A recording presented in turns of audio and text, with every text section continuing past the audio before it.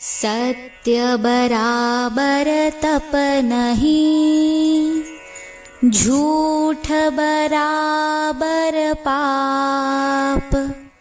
जिसके हृदय साच है, उसके हृदय आप।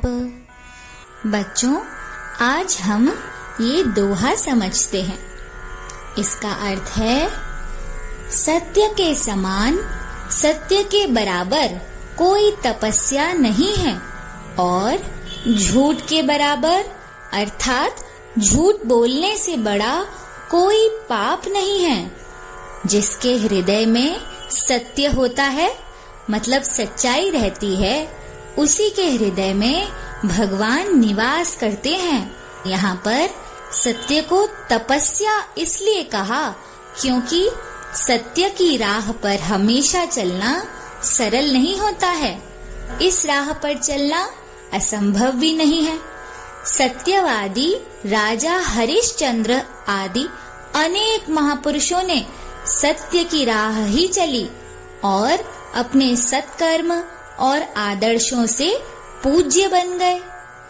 सत्य की राह पर अनेक मुश्किलें आने के कारण ही उसे तपस्या बताया गया है। सत्य व्यक्ति को तपाता है। तपाना मतलब गरम करना।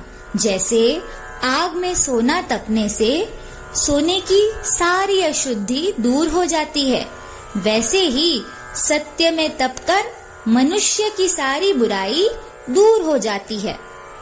झूठ को पाप इसलिए कहा क्योंकि झूठ कब तक, कहाँ तक छिपेगा।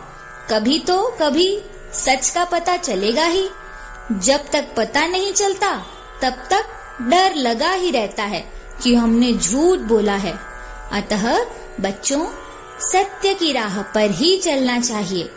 हमारे भारत माता के प्रतीक चिन्ह में भी सत्यमेव जयते लिखा हुआ है, यानी सत्य की हमेशा विजय होती है।